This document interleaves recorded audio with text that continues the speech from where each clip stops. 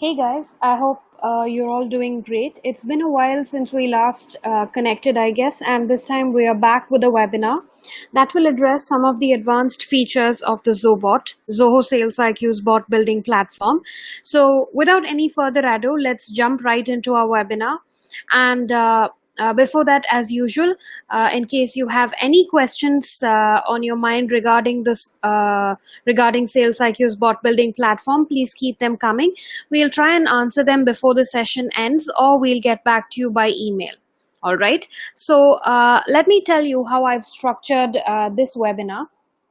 First, we'll quickly brush through the basics of the Zobot, what it is and what it is capable of, how these Zobots are built, what are the platforms that you can build your Zobots on, the 4 major handlers, and so on. These are all the topics that have been covered during the basic webinars that have been taking place so far. Then we'll take a deep plunge into the advanced features of the Zobot, such as the object references, the actions that can be performed by the Zobot for the visitor, how to use input and display cards inside scripts, and what new cards we have added in our list, the visitor session API in the Zobot, and then how to use OTP for validation inside the Zobot, and also how to seamlessly integrate with different services, both Zoho and external, using the Zobot. So all of these will be discussed with respect to the SalesIQ Scripts platform, but they're also available for other platforms. So shall we begin? So before we begin, just a teeny bit about what Zoho SalesIQ and the Zobot are. Like I already said, Zobot is a platform on SalesIQ. So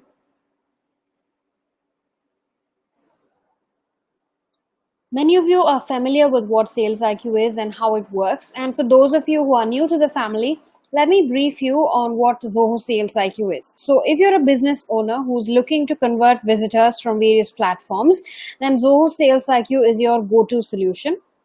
It's a customer messaging and engagement platform that can be used to prospect, engage, convert, and retain customers for potential growth in real time. So it was designed for customer support, business growth, sales, marketing, customer engagement, and so much more. So it's basically live chat and visitor tracking, audio calls, mobile SDKs, powerful chatbots, which is obviously our Zobot, and so much more rolled onto one platform. So in this webinar, we'll focus on Zobots, their skills, how they can help your business, and also how to build a simple Zobot.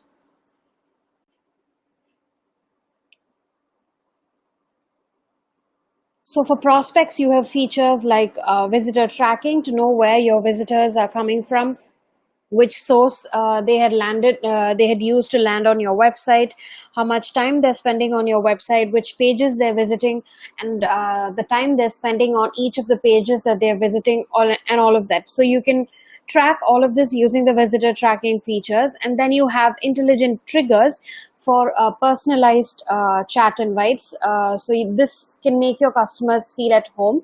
All right, and then you have lead scoring, which will determine who your potential customers are and tell you who to target next. And then you have campaign integrations, and to keep these prospects engaged, you have chat conversations,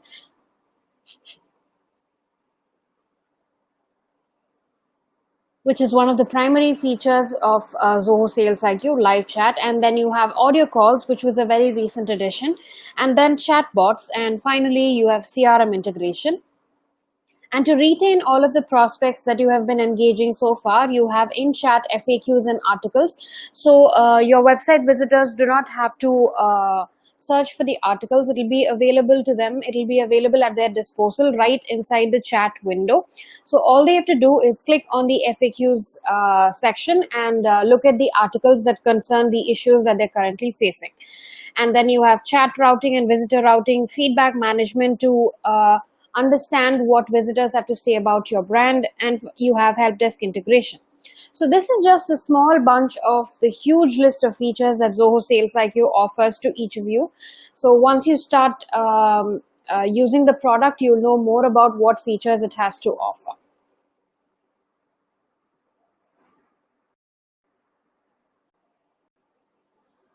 So, what is the Zobot? The Zobot, in turn, is a bot development platform available inside SalesIQ. With this, SalesIQ users can build very compelling bots to automate customer interactions. So, we can program these bots to respond, to act, and to qualify the customers who land on your website. So, they maintain conversations with users in natural language. They understand the intent of what the user is trying to say, and then send a response based on the business rules and data of the organization. And then they can be run on both websites and on mobile applications, so you have absolutely nothing to worry about.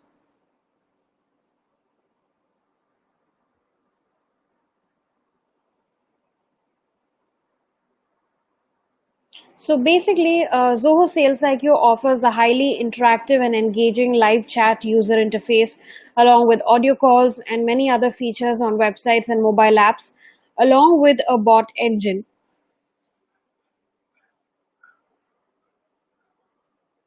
Mainly SalesIQ Scripts, which is a very compelling platform that can be used to structure and customize the Zobot from scratch. And then all of the visitor insights are stored inside SalesIQ. You can also export this data that you have stored inside SalesIQ to other Zoho applications in case you're using any or other external apps that you have been using for your business. So SalesIQ has also been designed to let you use other platforms that you're familiar with, like Dialog Flow, Zia Skills, Watson, and Webhooks in case you have a fully built bot engine and you want to integrate it with the Zobot. So Zoho SalesIQ Zobot basically provides you everything under one roof so that you don't have to maintain and integrate these fragments separately. So these three fragments are the components that constitute any chatbot that is functioning in the market. So they exist as three different fragments, and there are companies that offer two of these fragments or one of these, but the Zobot offers you all of these under one roof. So Zoho SalesIQ is one system to rule out the complexity of the integration of the UI, the bot engine, and the database.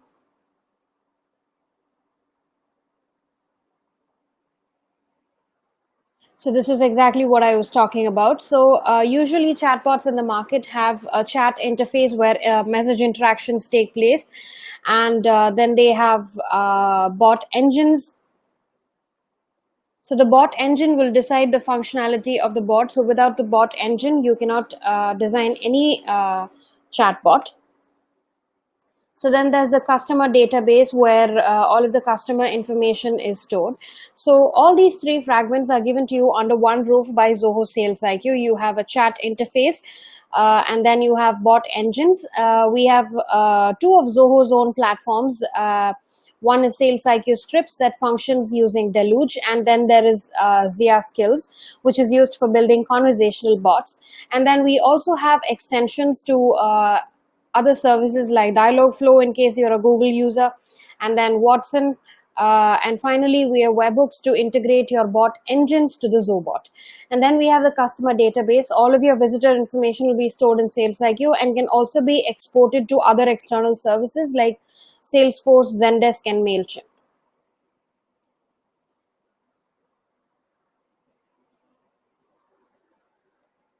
So Zoho SalesIQ offers 5 different platforms currently, such as SalesIQ Scripts, Dialog Flow, Zia Skills, Webhooks, and Watson Assistant to help you build your Zobots. SalesIQ Scripts is a bot building platform that uses Deluge as the online scripting language, and Dialog Flow is an end-to-end development suite for building conversational interfaces, and is also powered by machine learning to recognize the intent and the context of what a user is trying to say to provide highly accurate responses. Zia Skills platform uses natural language understanding, like Dialog Flow, to process and perform your defined skills and actions to respond to visitor queries. You can define a unique set of actions depending on your requirements.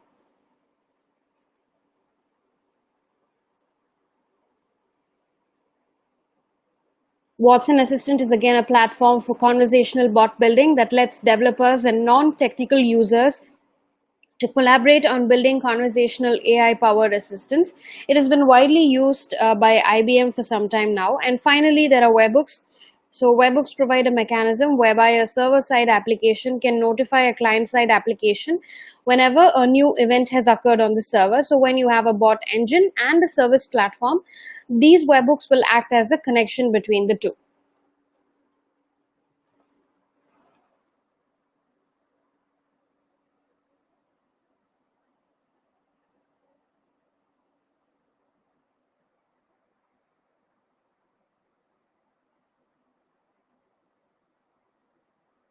So building a Zobot using SalesIQ scripts is what we will be focusing on today.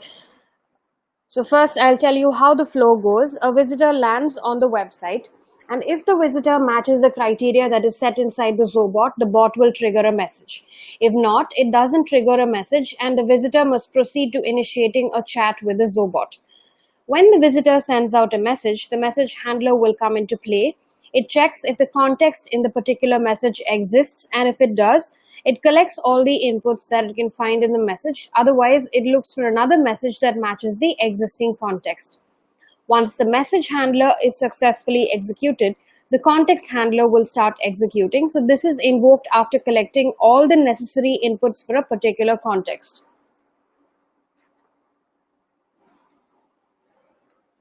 You also have the failure handler that can be configured to handle unprecedented situations.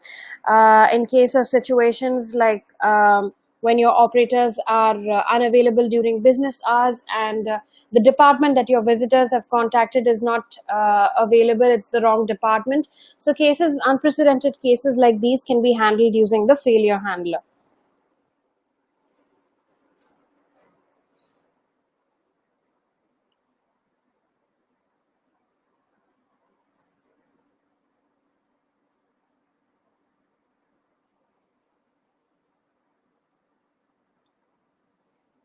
So in the previous webinar, we had looked at how to configure all the basic Zobot information, then choose platform, structure handler, set up connections, and push visitor details into CRM. Let's quickly set up the Zobot now and go forward. So these are the steps that we had seen during the previous webinar. This is just a quick recap for you. So let's quickly go ahead and set up the Zobot now. So navigate back to your SalesIQ portal and go to settings, Zobot, then click on add bot. All right, so I'm going to give my bot a name, and I'm also going to add a description.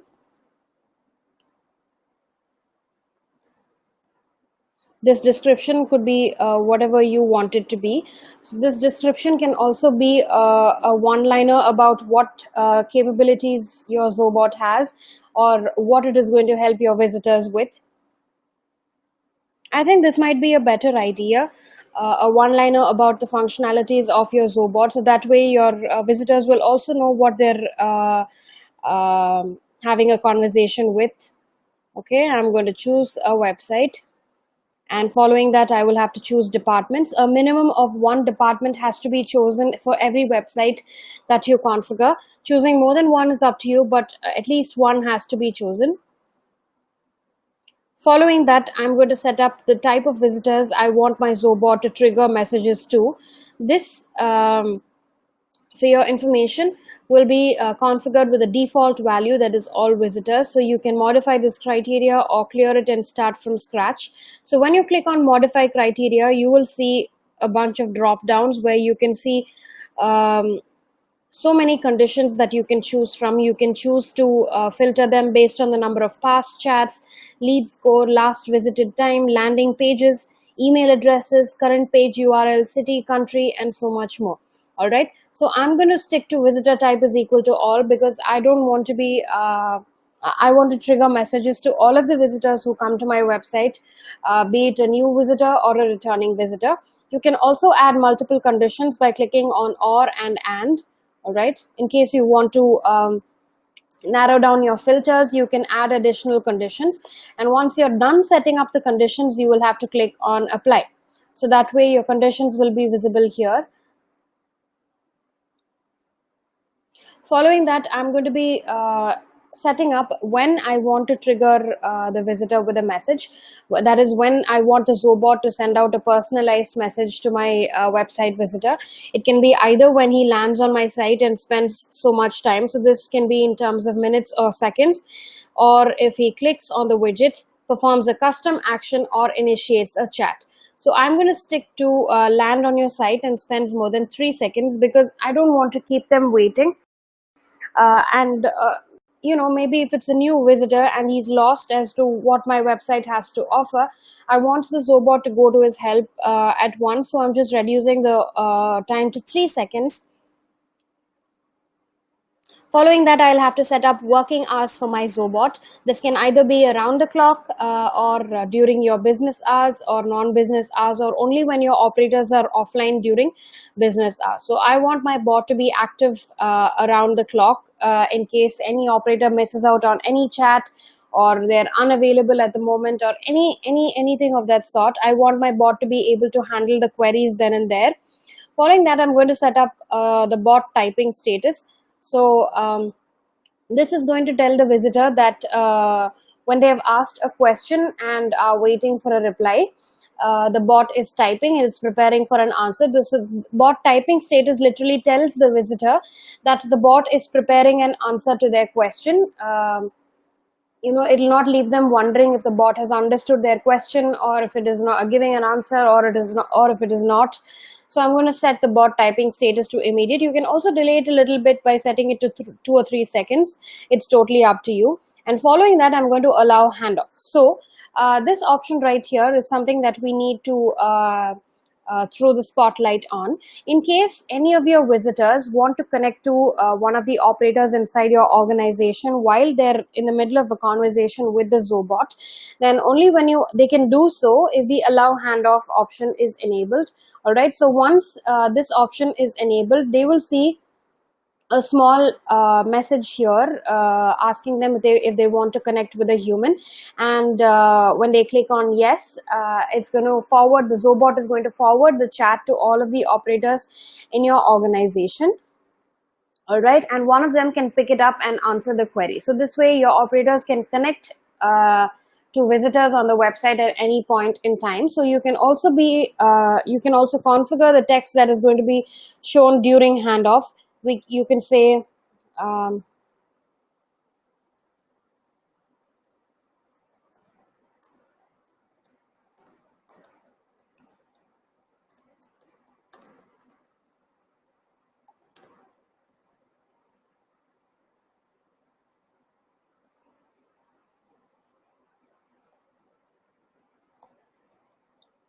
all right, and you can say why not.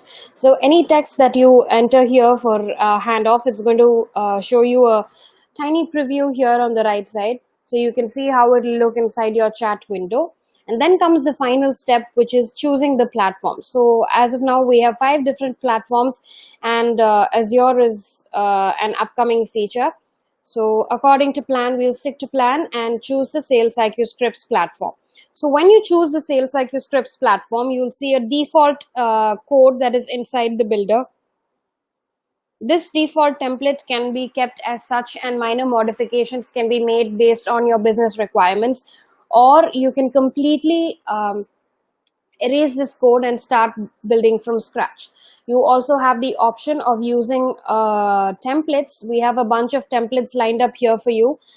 We have functionality specific and industry specific templates that you can use. We also have a few templates inside our sample codes section. You can use the code from here or from there. In case your business requirements fit any of the templates that are already available, you can just import them and make changes, minor changes then and there. All right. So you need to remember something. Once you import a new template, it's going to erase the default code or the code that is already inside the builder. So make sure you have a copy of the code in case you need it before you replace it or import a new code, right?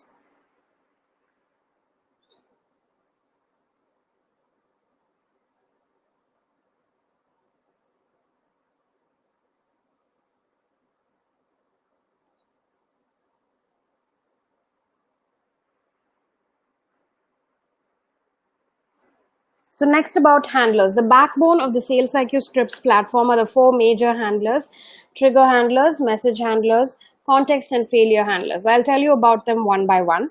So the trigger handler here is a piece of SalesIQ Scripts that is used to invoke a custom action or a message by the Zobot when the visitors visit your site. So this trigger will be executed only when the rule set in the intelligent triggers section matches the visitor's criteria. So this is a personalized proactive chat invite that is sent to the visitor. With these trigger messages, you can attract customers to your business and also make them your prospects, because Who doesn't like voluntary help, right? So this is pretty much like a welcome desk at a car showroom. Once you enter the showroom, there's always someone who walks up to you and greets you and asks you what you need help with or which car models you want to look at, right? So the trigger handler works in the same way.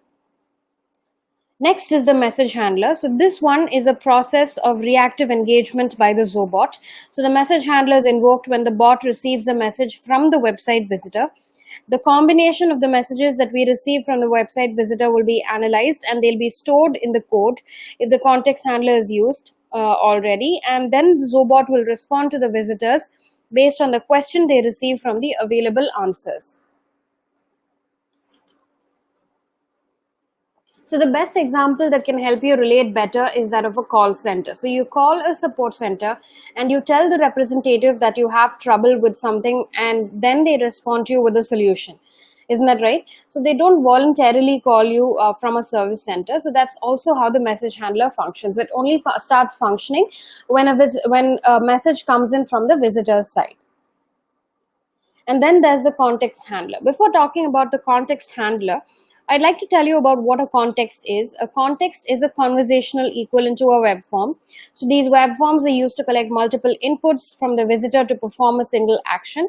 Similarly, a context is a definition of a web form that collects multiple inputs in a conversational manner and executes an action, which is the context handler. So this handler can work in association with the message and trigger handlers. That is, the handlers can return a context instead of a message reply. I'd like to mention an example that can help you relate to it better. In case you're using a Google Calendar Zobot, you will have a context handler in it. So there will be a message handler that will collect details such as the name, email, location, and date. Let's assume that it's a bot that is going to fix an appointment for a test drive. All right, let's assume there's an automobile website and the Zobot is going to help visitors fix a date for a test drive. All right, so the message handler will collect the data such as name, email, location, and the date on which the visitor wants to take up the test drive, and this will be stored in the context handler that will in turn record it on an external calendar that I've connected it to. All right, so inside the context handler, I'm going to define Google Calendar or Zoho Calendar connections, and so all of the data that was collected in the message handler will be processed and stored in the calendar with the help of the context handler. So that's what that is exactly what I meant when I said it goes on the back end and performs actions on behalf of the visitor.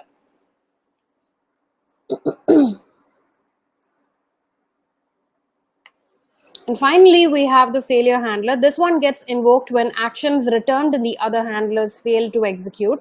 So here the inputs will be the details of the visitor, the cause of the failure, and the previous response for the object due to which the action had failed.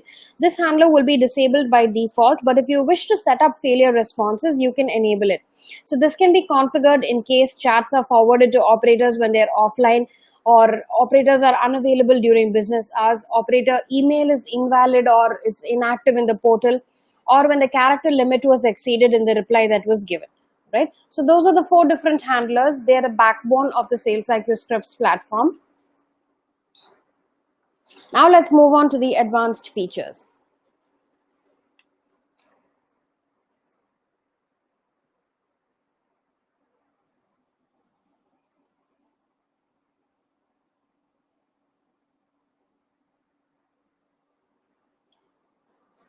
So before you start building the Zobot for your business, you need to know about the objects that are available inside the Zobot. So this section aims to give you an idea of the core objects that are found throughout the custom bot implementation. So these objects serve as a guideline for input parameters and output response formats for the scripts used in the bots. So the following are the actions that can be performed by the Zobot. So they can handle visitor chats, they can forward chats to humans, they can block inappropriate users or visitors, collect inputs using a calendar, or they can do multiple input collection for one response. So we'll take a look at all of these objects one by one. The first one is the request object, which is a map object that contains the details of a request. So using this object, you can retrieve details such as the request ID, which is unique to each execution of any of the handlers, and the embed in which the chat is going on, the OS and the browser that is used by the visitor, the location of the visitor, and the IP address of the visitor. So that was the request object. Then comes the visitor object that contains all of the profile information of the website visitor. Using this, you can get details like name, email, phone, browser, IP address, etc. of the visitor, the URL of the page where the visitor is currently on, the title of the visitor's current website page, the count on the number of past chats with the visitor, the source from where he had landed on your website, the category and potential of the visitor in CRM, and custom information about the visitor.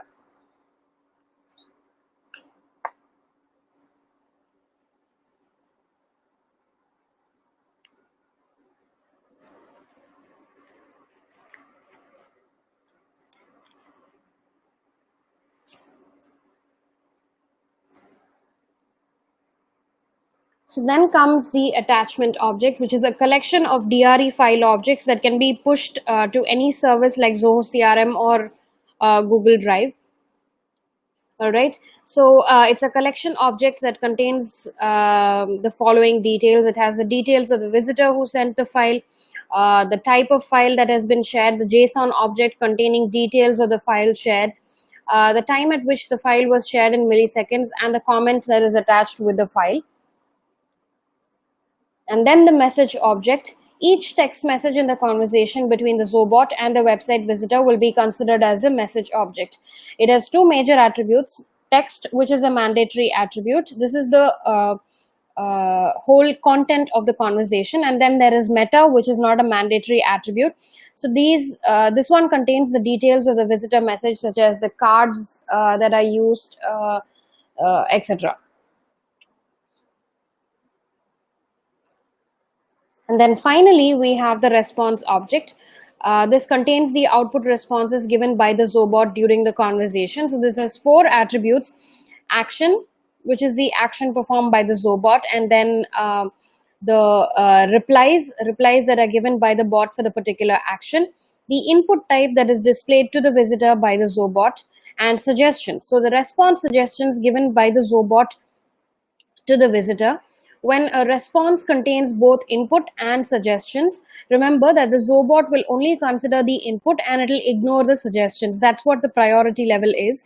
So any interaction can have one type of input, either an input widget, or you can have free-form text that is supported by suggestions. Also, you need to remember that visitors cannot enter any text manually when input is used in the chat widget.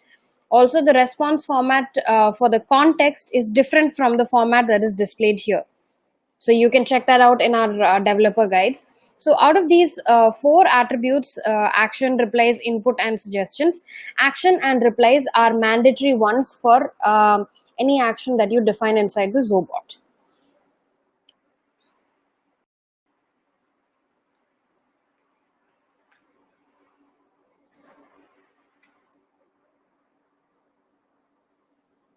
So there are several actions that can be performed by the Zobot during the course of its conversation with a website visitor. All right. So these Zobot actions only accept text as their value, and these values can be any of the following. They can be a reply, a forward action, block, context, pending, end, etc. So let's look at these again one by one. The reply object. So when the Zobot can handle the visitor on its own, the reply action can be used to provide replies to the visitor's queries. So replies accept only a collection, that is a list, as the value.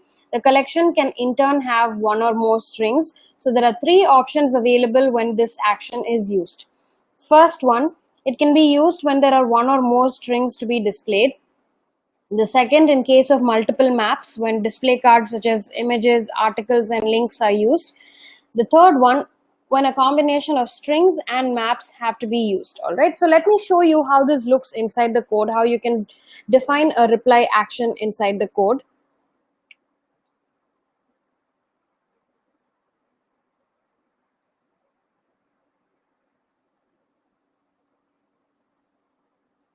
So right here we have a condition that says if the message does not equal any of these, the action that has to be performed is the reply. So like I had mentioned, the action parameter and the replies parameter are the mandatory ones that you will have to define for each action.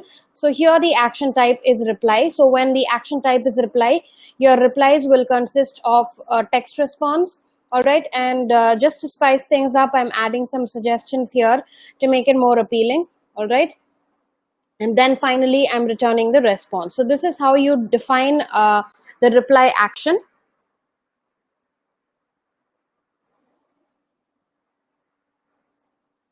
You can also use input and display cards along with the plain text that you have used here.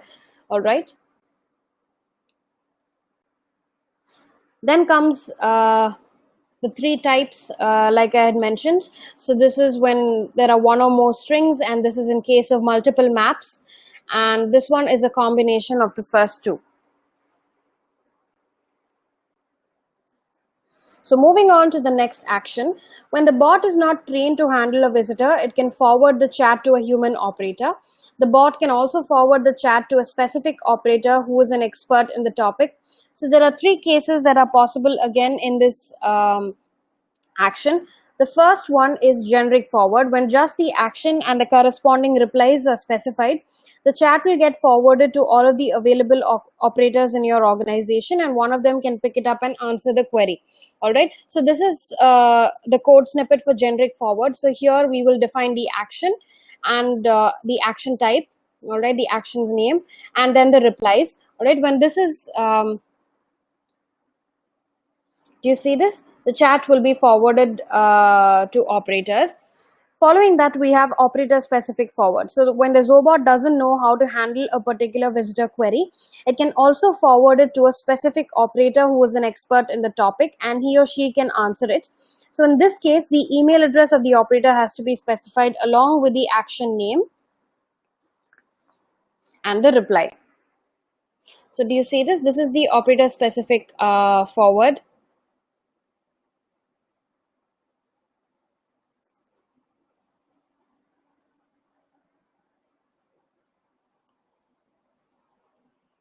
So here we specify the action type, which is forward, and again we have the other mandatory parameter, the replies parameter. And here along with that, I'm defining the email address of the operator I want to forward the chat to in case this option is chosen. All right. And then we have department specific forward. The Zobot can also forward chats to a specific department to which the query is related. So here the ID of the corresponding department is mentioned along with action and replies. So here we have department specific, where I'm specifying the ID of the department that I want to forward the chat to. So you can find the ID of the department right here in the URL. All right, so when you navigate to settings, departments, and click on a department, you will see the department code here. You will just have to copy this and paste it inside this section. All right, so this will forward the chat to the particular department. So I want to tell you about something very important, which is not concerning this platform. So in case you're using the operator forward option in the Watson Assistant, then on adding the operator's email address inside the forward action, the domain of the address will get truncated by Watson. So the truncation happens on using the special characters $ and ampersand at the rate of in a word. So in order to prevent that, you will have to add a double backslash before the domain name. Example, you can say zillium.pboyle double backslash at zilker.com. This will prevent the truncation. So then we have operator busy. So when the bot doesn't know how to handle the visitor, and it also doesn't want to forward the chat to human operators due to various reasons, which may include non-business hours, or all operators are busy with another chat, the operator busy action is used. So in this case, the visitor will be prompted to leave a message and the chat will be marked as missed. So let me show you how this looks in the code.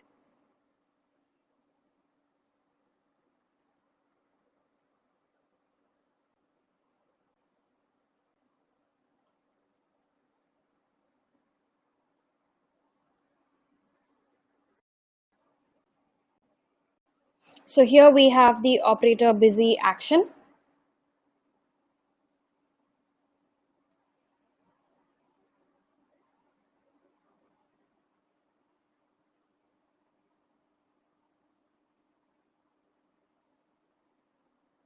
All right. So here I'm specifying the action type, and then I have the name of the action along with the replies. So I'm just going to save this and refresh. So do you see this? When I chose the option, the operator busy action has been triggered and visitors will get a form on the website. Since this is the preview window, you won't be able to look at the form, but visitors will be provided with a form on your actual website, and they can leave a message there. And these messages will be marked as missed inside the portal, which your operators can attend to later on. Then comes the block action. So when the Zobot finds a vulnerability in the chat, it can block the IP address of the visitor immediately. For this, the block action can be used. So let's look at that.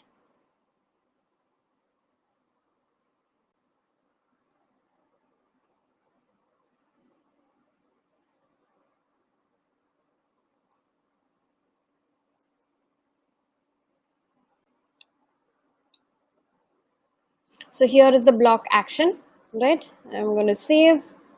So we've specified the action name and the replies. So the visitor IP block action has been triggered here, all right. And when the bot action, when the bot block action is triggered, the Zobot is going to become inactive, and the visitor will have to restart the chat in order to continue.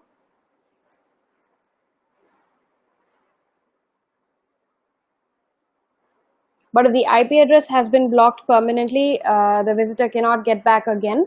All right, when it finds it spamming, it's going to block it off completely. Then the context action. So when the bot wants to collect multiple inputs to perform one action, it returns the context. So a context here is a definition of a web form that collects multiple inputs in a conversational manner and executes an action, which is the context handler. So once all the inputs for one context are collected, that context will end and the next context will start executing. So let me show you how this looks inside the code. So here we have a case that says if the message equals existing customer, the action type is context, and whenever the action type is context, you need to specify something called the context ID, which will be the unique identifier for each context that you define inside your code. So this context ID is what the Zobot will use to identify which context you're currently in, which one has to be ended and which one has to be started anew. So here we are defining a question. We're asking the visitor to enter their registered email address, and we're also validating the email address to see if it's in the correct format. So in case it's not in the correct format, the Zobot is going to throw an error message and keep prompting the user to enter a proper email address. All right, and this will be the error message. Okay. So now we save. Refresh the preview window. So let me click on existing customer. So do you see this? So when I enter something like, see, all right. So I'm going to say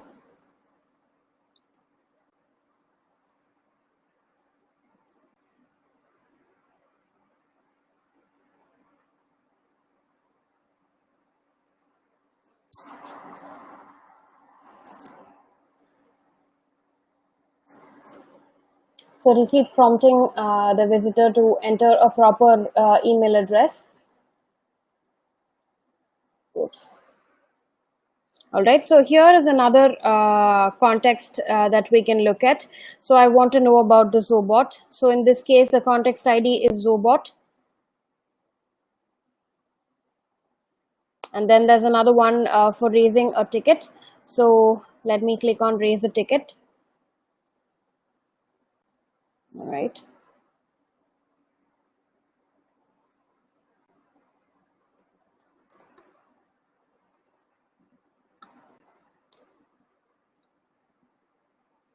So it asks for the criticality of the problem.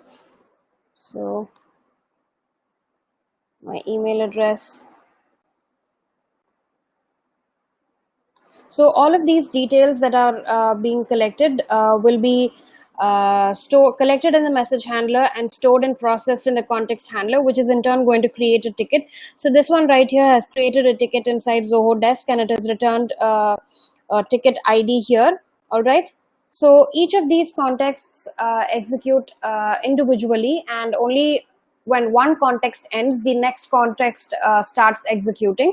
So that's how the context action works. So you can have multiple contexts inside the Zobot code, but you will have to specify unique context IDs for the Zobot to differentiate which context it has to execute first and which one it has to execute the next.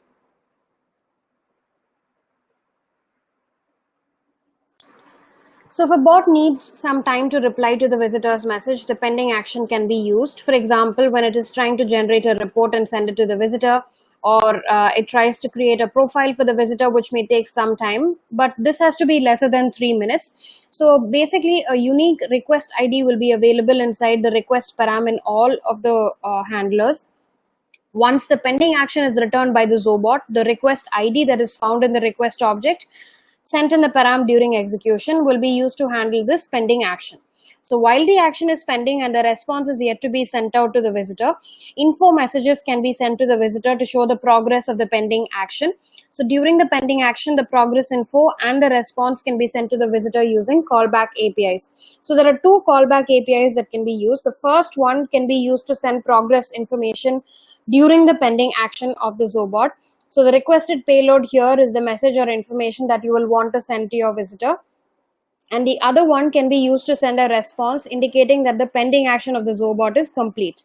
So any response payload is acceptable here, and this will get rendered and or executed like how they're returned in any handler.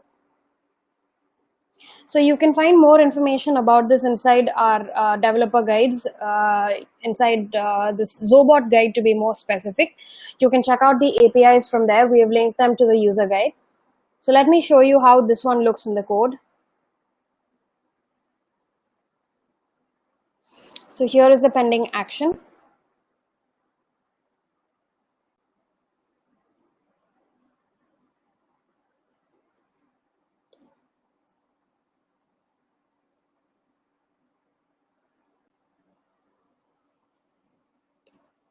So here my action type is pending, and the replies that I've given here will be displayed when the pending action is executed. So let me save this and refresh.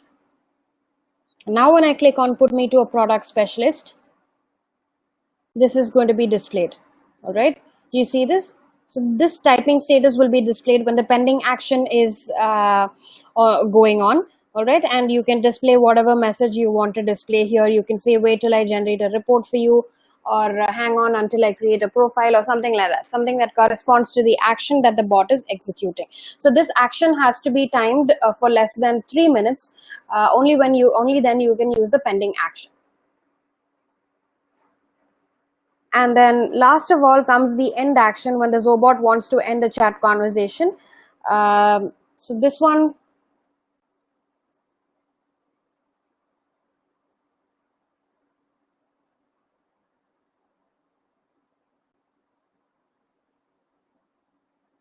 is going to look like this. So if it's a simple end action and you want to end the chat immediately, you can just use action type is equal to end and the replies.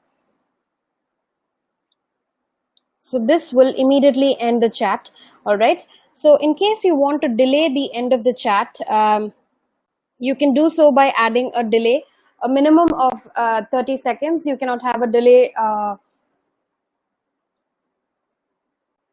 less than that. So a minimum of 30 seconds is required. So this is going to delay your the end of the chat by 30 seconds so that it doesn't look abrupt to the visitor when you end the chat, when the Zobot ends the chat immediately. So I've saved that, and when I click on this, do you see this? The bot chat will be completed in 30 seconds. So until then, the bot will be available, and the visitor can also initiate chats if he wants to in the meantime. All right. So that was the end action. So that was about all of the actions that the Zobot can accommodate. Using input and display cards, the Zobot not only allows you to use text, but also widgets like calendars, articles, URLs, etc. to ease customer experience. For this, we have features called input cards and display cards. We looked at a bunch of these cards during our previous webinars. So during this webinar, I'm only going to be talking to you about the new widgets that we have added to our already existing collection.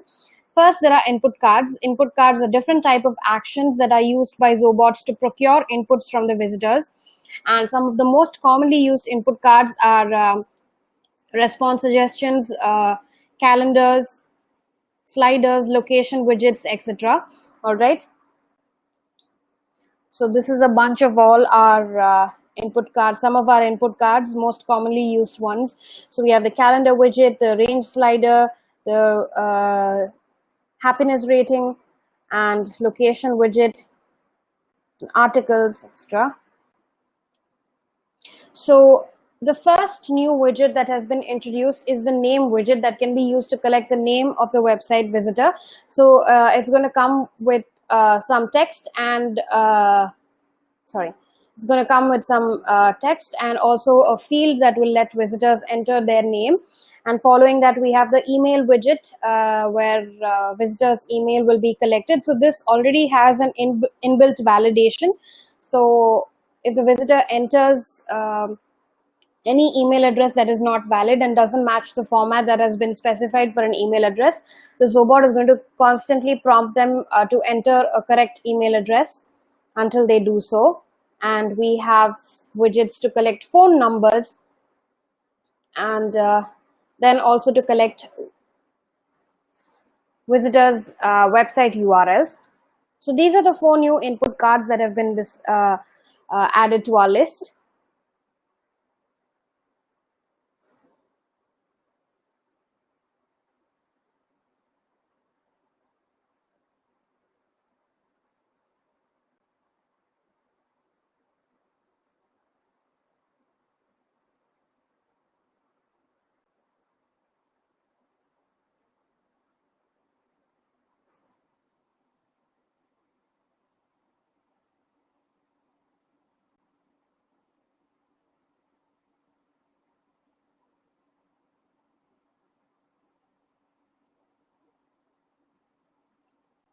So this one right here is the widget that has been used. All right.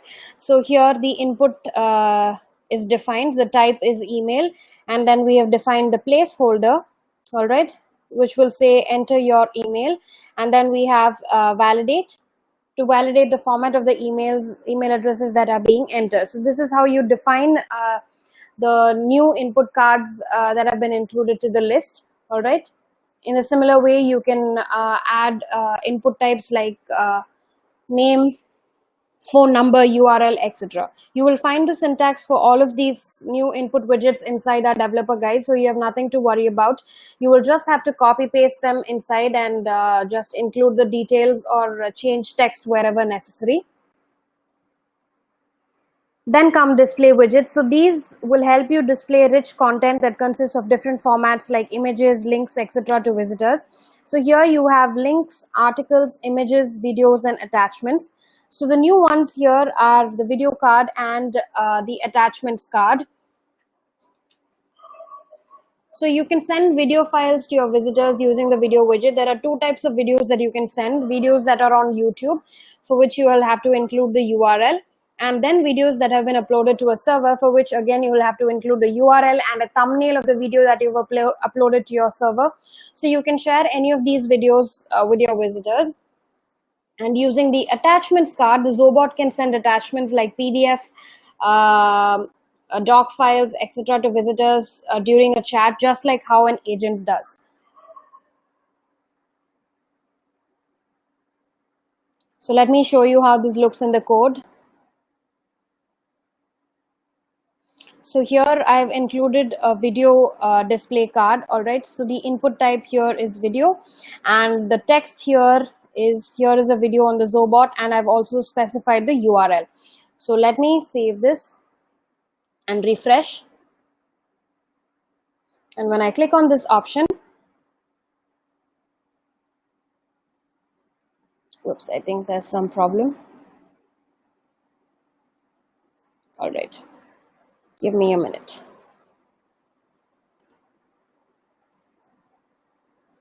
So I'm just going to save this, refresh.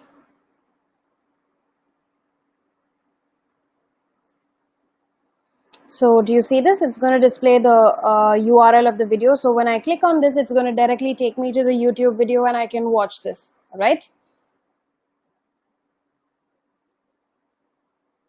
So the attachment display card works in the same way. So Zobot is going to display the file that you have provided a URL for here, right? And you can add descriptions, but the type of input will be file.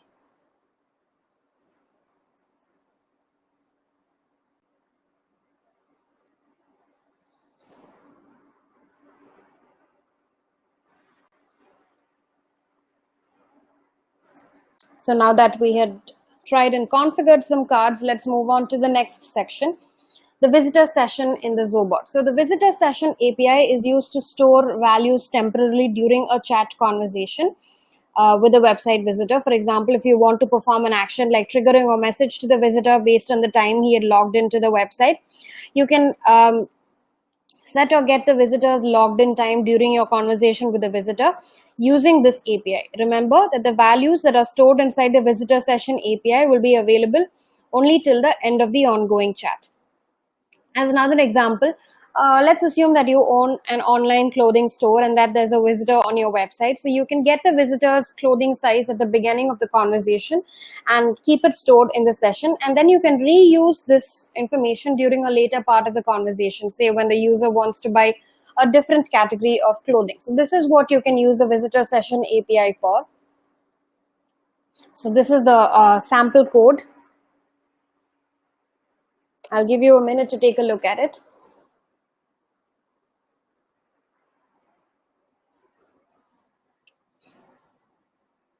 I've also used this in a few places inside my code. So I'll just save this.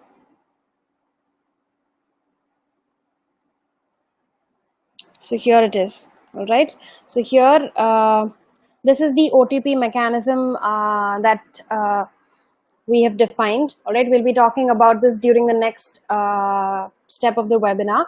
So here I've used visitor session to get to store the portal name, the visitor's email, and then I'm later using it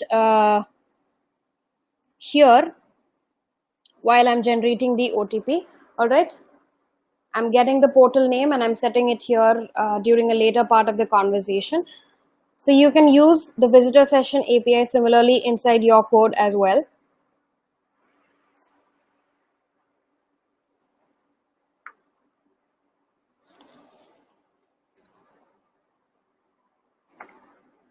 So using OTP for validation for industries like banking and e-commerce, users' privacy has become extremely critical. All right. So in this case, OTPs are essential. So we have defined a few steps to generate OTP using the Zobot. All right. So this is our own mechanism, but you can also find ways to generate OTPs more easily. There are other mechanisms that you can adopt.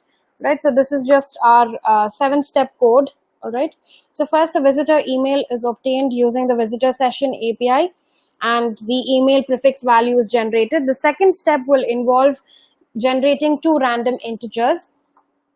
Then the current time is obtained in milliseconds. Following this, the time and the random integers that we had generated earlier are processed to get a random number. Then this random number string is jumbled to get a unique OTP. And we also replace all non-numeric characters just in case. And finally, we add a Z tag to give the OTP a Zoho identity. So once the OTP is generated, it can be sent to the visitor via SMS or email, and the identity can be validated. So this was the 7-step process that I was talking about. All right. Don't worry, we're going to be sending you a recording of the webinar and this slide deck. So maybe you can follow the same mechanism, or you can find a different way to generate OTP and send it via the Zobot. Next, about connections. You can also make use of the features from other Zoho or external services inside the Zobot. For this, you need to establish a connection with the service first. And then connections in SalesIQ Scripts are basically interfaces to integrate third-party services with your Zoho service, in this case Zoho SalesIQ. So these connections are used in a URL invocation task to access authenticated data. So to establish a connection, it is necessary to provide a connection name and the authentication type amongst other details. So when you provide these details, it will take care of the authentication and it will establish a safe connection with either your Zoho apps or your external ones. So in Deluge, there are 4 HTTP methods: get, post, put, and delete, and 3 authentication types: basic, OAuth 1 and OAuth 2, where OAuth 1 and 2 are used to establish secure access between SalesIQ and other apps. So today I'll show you how to create connections and access the information. So in order to create a connection, you will have to go back to your SalesIQ portal, click on Manage Connections at the bottom left corner. Since we had already looked at how to create connections during our previous webinars, I'm going to quickly brush you through this. So the dashboard will consist of all of the connections that you have created so far, and to add a new connection, you will click on Add Connection and choose the service. So I'm going to create a connection with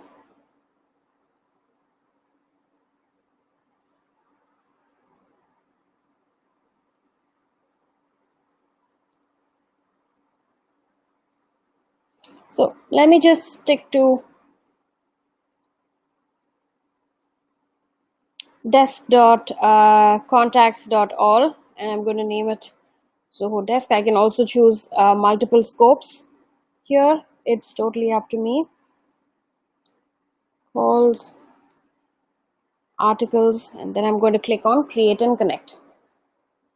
So then comes the authentication. So I'm going to accept. And yes, my connection has been created successfully. It has been connected. I want to tell you about some important parameters right here. So when you create a connection, you need to keep in mind about 2 different parameters. The first one is the connection name. This is the name that you define for your connection. And the second one is the connection link name that is generated by Zoho SalesIQ for your connection. So in case you're using any templates or if you're using connections and using other APIs concerning that connection, you will have to make sure you replace the connection name and the template with the connection link name that was created for your own connection. All right. So make sure you copy that from here. This is the connection link name that is generated by SalesIQ. Make sure you copy this name and replace it inside the code that is already inside your builder. Only when you include this connection link name, your connection is going to work. Otherwise, it's not going to work. So this one right here on the screen is the API that is used to create a new lead inside CRM after creating a connection with a service. So it uses the crm.createRecord API. And this one is to create a new ticket and to get records from desk.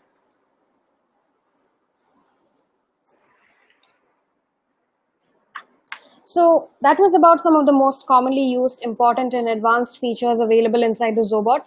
So let me give you a quick recap. We looked at Zobot objects, actions that can be performed inside the Zobot using input and display cards, visitor session APIs using OTPs to validate visitor identity, and also how to connect to services using connections. Head over to our developer documentation for more information on the Zobot, and also don't forget to visit the sample scripts section for more customized scripts. In case of queries regarding the same, drop us an email at support@zohosalesiq.com and also follow us on Twitter for more updates on our features. I'll see you in the next webinar. Until then, this is Michelle signing off. Happy Zoboting!